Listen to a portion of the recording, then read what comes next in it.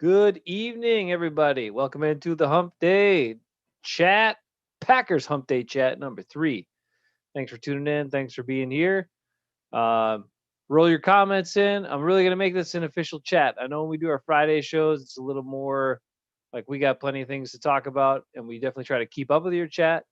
But tonight is really all about you. I got a couple of things on the list to touch on, but I really want to make this all about the content that you guys provide, what you think about, comments you make, questions you have, and I'll try to address those and talk about those as intelligently as possible. Now, intelligently as possible for me is much lower than probably a lot of people, but that's okay. That's okay. That's partially why you're here. So you can say that guy's an idiot, or maybe he makes some sense sometimes. Anyway, try to make sense. Most of the time, I try to make sense. All right, welcome in everybody. Wednesday night Hump Day chat. Now, some interesting things from Packers today. Very excited because my man, number 62, got a chance to talk to the media after practice today. It was a media day. So my man Lucas got to talk to the media. And we're going to talk about him on Friday night's show. And something it clicked in my brain today when I was thinking about Lucas Patrick, looking up his origin story. I found this cool story that was written about him last year that somehow I missed during the season. I don't know how I missed it, but I did. And I read that, and we're going to talk about that. It kind of covers his story, but also where he's at, what he's all about, which I thought was pretty cool. And there's another connection I found with my man Lucas and another former Packer offensive lineman who is one of my favorites too. So anyway, we'll get to that on Friday night. Tonight, I want to talk about Robert Tunyan. Now, Robert Tunyan was on Rich Eisen last week. Robert Tunyan had a media appearance today as well. And Robert Tunyan is looking slim and trim and fast. Now, I don't know that that's going to help his blocking, but Matt LaFleur just talked about it today as well, using Robert Tunyan in different ways than they used him last year. So maybe he's going to be split out. Maybe he's going to be a matchup opportunity for him against safeties or against that, nickel or dime corner. So they're going to use Tunyan as a chess piece in this offense, it appears, this year, which is pretty exciting because that dude, from the day he got to Green Bay, has shown incredible amount of talent. He's got great hands. He's got really good speed for a guy that size. And he's 6'5". So I'm okay if he's a solid blocker because his influence on the offense and what he really brings to it is his speed and his route running ability and his hands and pass catching threat. He is awesome. So Robert Tunyan could be, remember I had 11 touchdowns last year, kind of a breakout year for him? The Packers are probably going to wish that they signed him to a long-term deal this year because I think in 2021, Robert Tunyan is going to light up. Now, will he have that many more touchdowns? Maybe, maybe not. But I think he's going to have a lot more receptions and a lot more yards this year. So look for that from one, Mr. Robert Tunyan. Again, Indiana State guy, had to go there as a quarterback because there weren't a lot of other places. Somebody asked him about that too. I think it was Rich Eisen asked him about it. He's like, I loved Indiana State. It was great for me. And those were the coaches that told me to be, if I wanted to make it to the NFL, tight end was going to be my position, even though he played wide receiver at Indiana State his last couple of years. So look for a big season from Robert Tunyan. I don't know what you guys think about Robert Tunyan. A couple of people on right now. If you got any thoughts, throw them in there. I love him. I loved him since he first got to the Packers. Ben and I were both talking about how, he should be on the field, should have been in there earlier. But the past is the past. We're looking forward, just like Wisconsin, right? Forward. We're leaning forward and looking forward for Robert Tunyan to be now a superstar tight end. Should have made the Pro Bowl last year. Will likely make the Pro Bowl this year as long as he has even close to the same type of season, because that Pro Bowl thing oftentimes is a year too late for a lot of guys. You know that. But I think he's just going to even be more dynamic. He looks slimmer and faster. Now, that's going to help him with vertical roots. It's also going to help. Ben hates it when I say it roots, but that's the correct way to say it. Henry Lippold taught me that, my journalism professor back in college. Roots, not routes, but that's fine. In football, they call them routes. Anyway, Robert Tunyan's going to have more verticals. He's going to have more opportunity to get downfield and use his speed and along with his size to be awesome. I'm really excited for the guy. And he's at OTAs working on his craft. He did sign, the tender, and he's there. But again, I think the Packers are going to wish that they signed him long term because this season he is probably going to blow up even more. But hey, Packers got to do what they got to do. Bakhtiari is practicing. Mom says, "How you doing, Mom?" Yeah, Bakhtiari's moving around. He's there, so healing up fast. Maybe our worries about the offensive line and Billy Turner having to play, maybe they won't ever have to come true. Maybe that'll be the case. Let's see. Rick says, I hope he's a reliable option for whoever's playing quarterback, especially in short yardage or red zone. I mean, red zone, he's definitely an option because he's got the ability and he's got the hands. Like, that's the thing, right? Coverage is tight. A lot of times defenders are on guys, pressing them, bodying them, giving them, there's a lot of physicality, especially in red zone, not a lot of space. So you have to have strong hands going after the ball, and Tunyan definitely has that. So I think he can definitely be that. Short yardage, they do different things with the tight ends, usually off of play action for things like that. But I think he's going to be good enough to get open on his own that he won't even necessarily need to be schemed open because, he's like a 4.5 guy at 250. So it's pretty good. Now he might be 245 now. As trim as he looks, man, he's looking slim.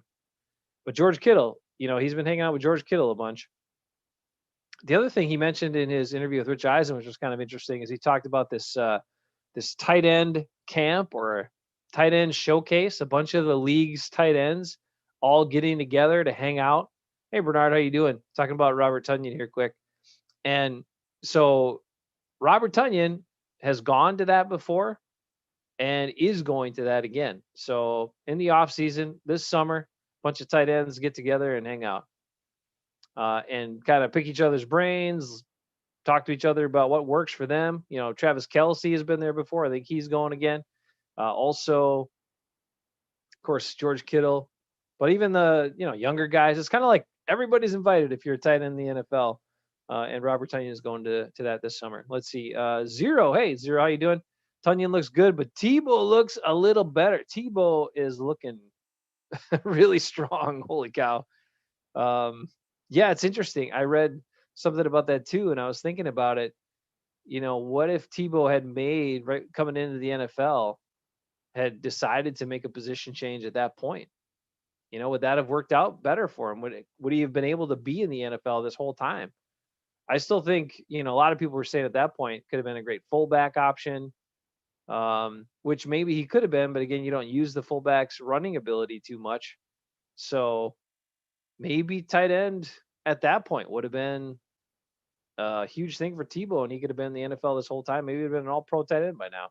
Either way, he's coming back in great shape, looks good. Urban Meyer is going to give him a shot. And, hey, he can run with the ball. He's got some skills, and he's strong, so I'm sure he'll be productive. Bernard thinks A-Rod's going to start week 1. Not thinks it. He says book it. A-Rod will start week 1. We'll see about that, Bernard. I'm not sure, man. I'm not sure.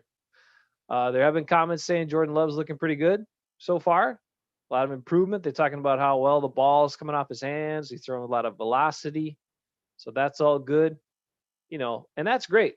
Right now, they're running a lot of stuff on air. A lot of just throwing the ball to receivers. Bernard says Tunyan is the GOAT. Hey, not yet, but hey, he's got some talent. He's definitely could be a Pro Bowler. Should have been a Pro Bowl last year. Likely, I think, will be a Pro Bowler regardless of who's playing quarterback this year. He's got the skills and he's got the work ethic. He's a hungry guy. That's what he's talking about too, trying to get better all the time. So, yeah, undrafted guy again. Again, another one of those undrafted guys the Packers found and gave a shot to, and look how well it's paying off for him. They got a lot of guys like that, including my man, number 62. Lucas Patrick, undrafted guy who's making the Packers look good too by giving them a shot. Rick says AR will be starting somewhere week 1. Oh, Rick. Now that I don't know now. The Packers are digging in. They are digging in. Rodgers has already dug in. Maybe he'll sit out the whole year. What do you guys think? Anybody think he's going to sit out the whole year?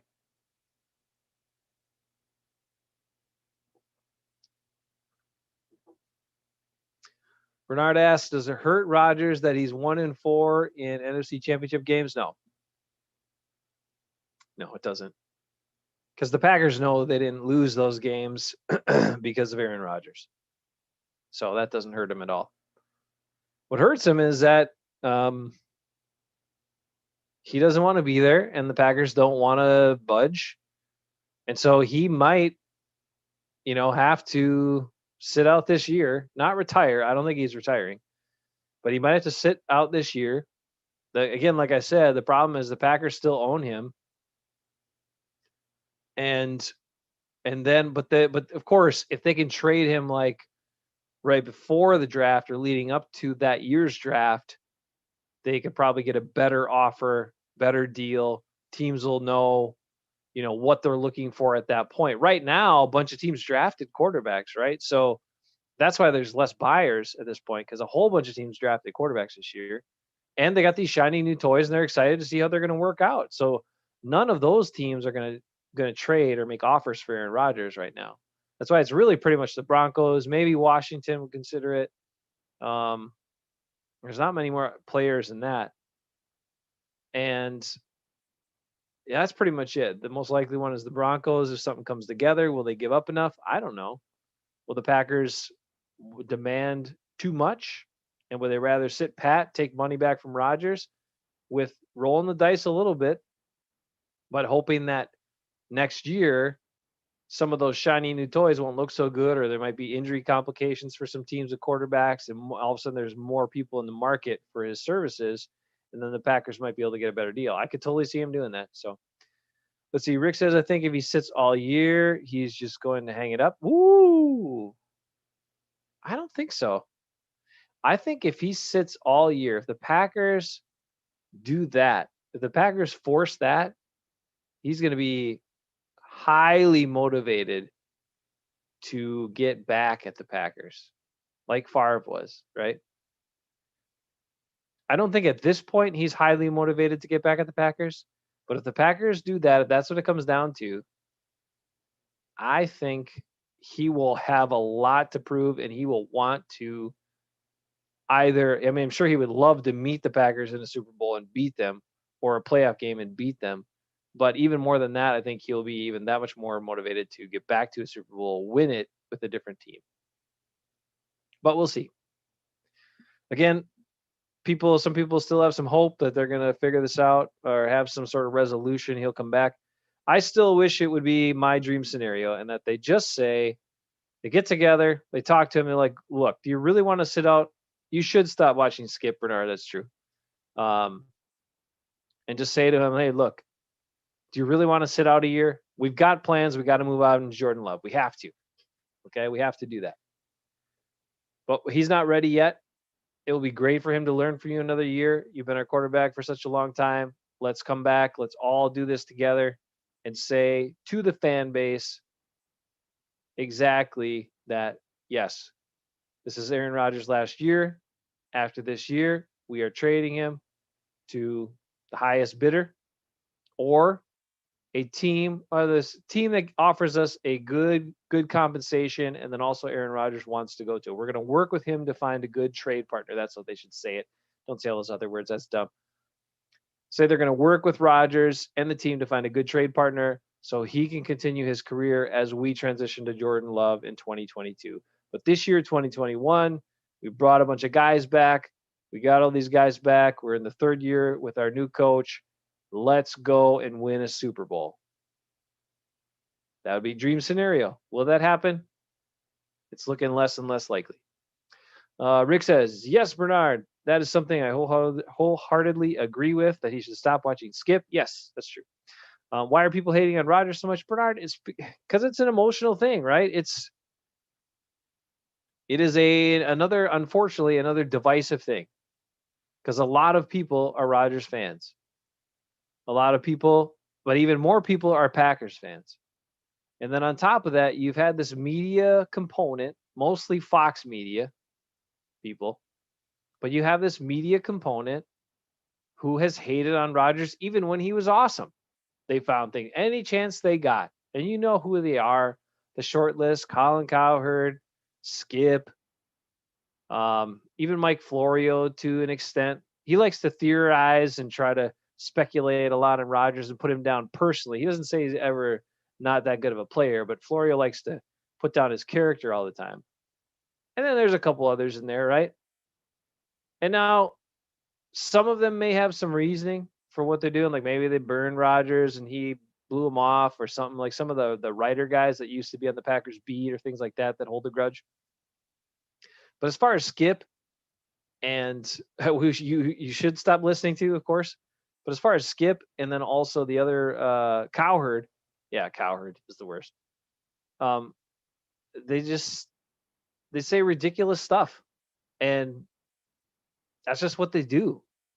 That's just who they are. They're trying to get ratings. They're trying to get clicks.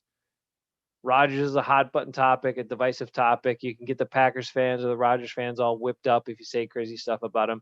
And at the same time, you can try to tear down a guy who's been one of the greatest quarterbacks in NFL history. So, regardless of this situation, those guys have done that crap for years and years and years, way before this. This is just an opportunity for them to talk about it almost every day.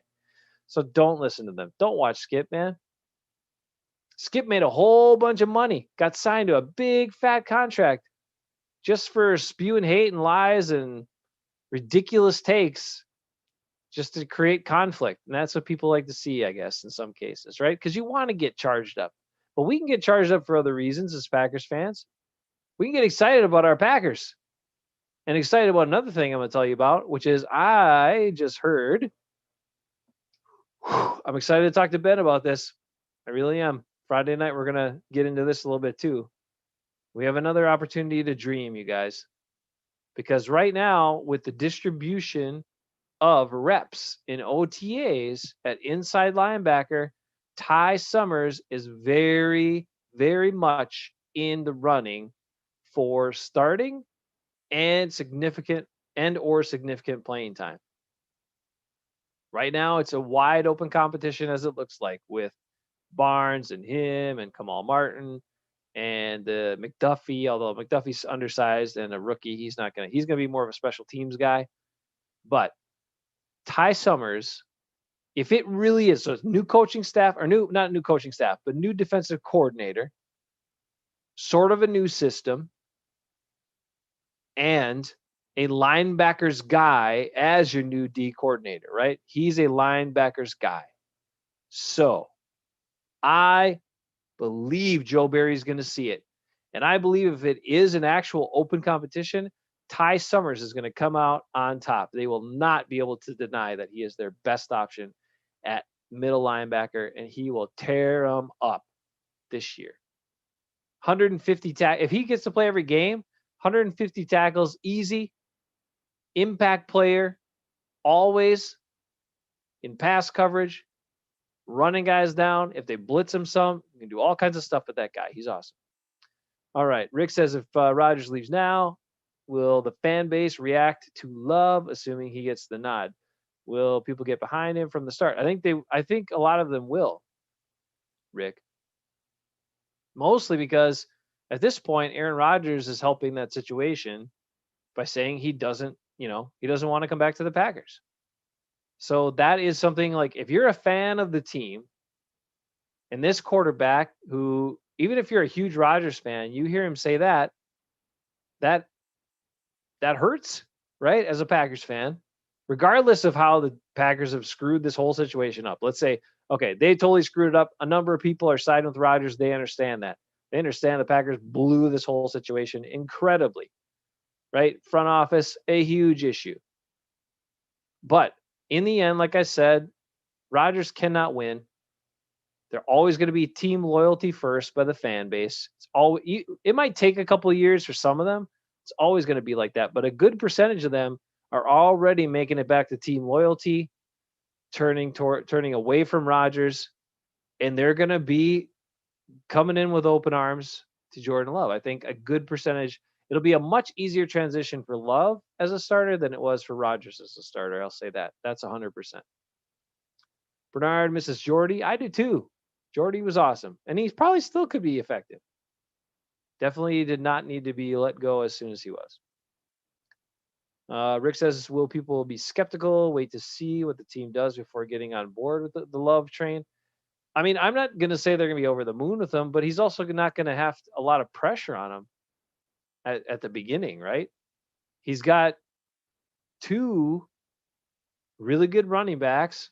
They have a good offensive line for run blocking, except for Billy Turner, and a good system for running the football with misdirection and other things. So I really think, what is he going to, a majority of his passes, it's going to be play action passes, pretty easy reads, right? Not a lot that he's going to have to process. There'll be times, of course, where he's going to have to process things quickly and blitz is going to come, or, third and longs are going to be tricky, stuff like that. Yeah, I get it.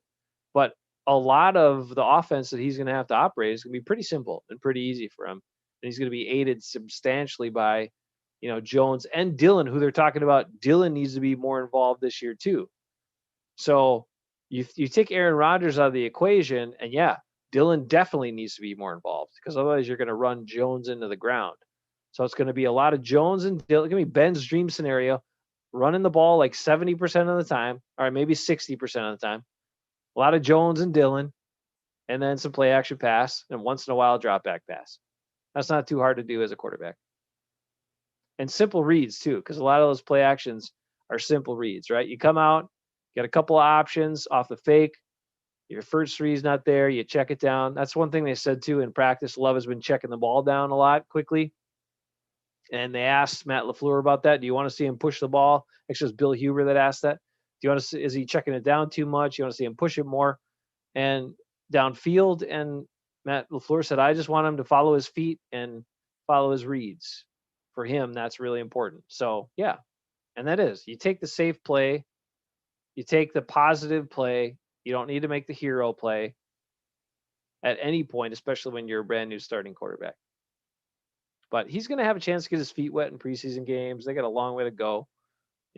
I got plenty of practice opportunities against each other before then too. So the training camp. So he'll have tests on the way, and he'll learn from them.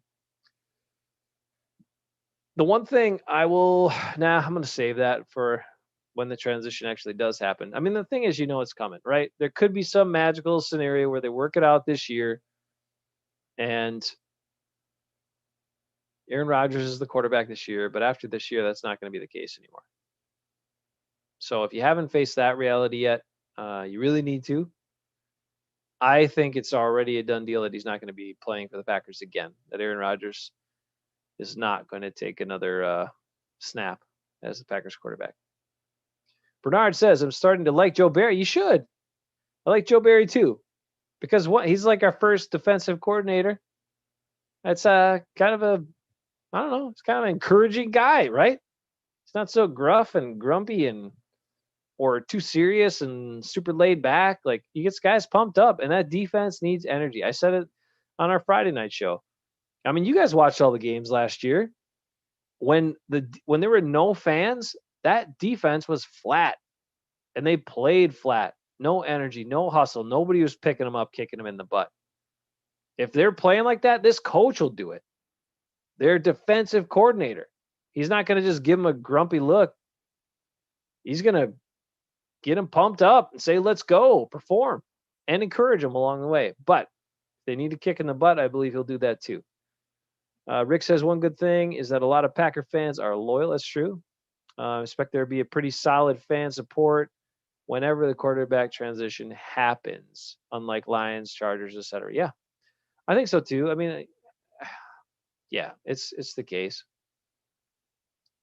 It's the case. It's fine. It's disappointing, like I said, to me, that it's going to end like this. But as a fan of the Packers, I'm not going to let that impact the way I enjoyed Aaron Rodgers' career as a Packer and all the good stuff he did. I am disappointed it's kind of ending this way, but at the same time, I mean, we talked about it. Ben said he applauded. He thinks what Rodgers is doing is totally justified, but he wants him to just be more forthright about it and out in front of the media about it. And that's just not his style. But, I still have my sneaky suspicions that Mark Murphy is the main problem and the main culprit behind all of it. But that's just me. Poor Matt LaFleur, though. I think we can all agree that Matt LaFleur has been put in a tough spot, and that sucks for him. Now, before we go anywhere else, look at this. Milwaukee Bucks sweeping away the Heat. Ha, ha, ha. I like that very much. That's awesome. Bucks playing like a good team. Now, the bad news is they lost DiVincenzo, like we talked about on Friday. But I'm excited for this Bucks team, man. There's some integral pieces.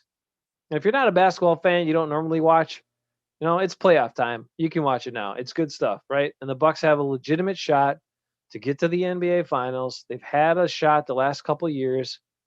But even though this team didn't finish with the number one seed, it feels like it's a stronger team. It's a more battle-tested team with guys that the moment's not going to be too big. Drew Holiday, I don't think is going to just disappear like Eric Bledsoe did in the playoffs. Middleton disappeared a couple of years ago. I think he learned from that, and he's stepping up. And I think he stepped up last year, and I remember that too. Chris Middleton stepped up last year when Giannis went down in the series against the Heat.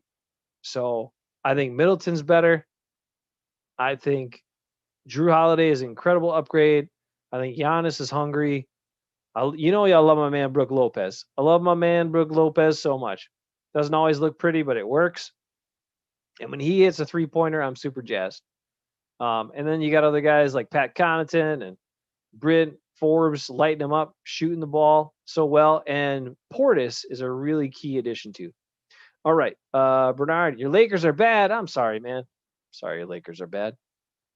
I was hoping the Bucks were going to play the Lakers in the finals, but you know what? We'll play whoever's there. I don't care. Whoever comes out of the West, Bucks will take them on. I want the first Bucks championship of my lifetime. Hasn't happened since 1971. Let's go. Basketball is my favorite sport. I told you guys this before. All right, well, I was excited about those things. Ty Summers, Robert Tonyan. Robert Tunyan. Dang, we didn't even know how to say his name right until last year. And the guy might be one of the best Packer tight ends of all time if they can actually sign him to an extension, which they should have signed to like a 4 or 5 year deal right now instead of what they did, because they're going to pay a lot more in the long run. That's going to prove to not be a good or fruitful decision financially either. But Robert Tonyan is going to be great. And Ty Summers, they better watch out. He's going to get costly too after this year. Love my man Ty Summers. One guy, and again, the other key guy that they should probably be working on a contract is MVS. Marquez Valdez-Scantling. Because I think he's going to have another good year too, and this year's going to be much bigger for him. And if that happens, the price is going to go up. If they lock him up during the season for an extension, they might get a bargain. They might. And he's got to work on his hands. But his iffy hands are directly tied to his confidence. So confident MVS is a good MVS. Remember that. Just like everybody. When we're feeling good, we're feeling confident, we all do better, right? That's all I got. Even though I'm not done with my beer, I'll finish it by myself. Thank you all for hanging out tonight. Appreciate it. Stay well, be well. And remember, if you haven't gotten your vaccine or had the opportunity to, and if you have any questions, concerns, or thoughts, there's this guy I know that I did a video with, a podcast episode, Just search Go Local Wisconsin in your YouTube search. Type in Go Local Wisconsin and look for our podcast about mNRA, messenger and RNA. Sorry. And look for our podcast with the one and only Rick, who is the man, who will also be a guest on Friday's show. But watch that. If you have vaccine hesitancy, go local Wisconsin, look up our podcast about vaccines, look into it, nothing to be afraid of. Rick explains to you about how they work and what they do and what they don't do, which is almost just as important to get over fears. All right, take care, be well. Catch you guys all soon.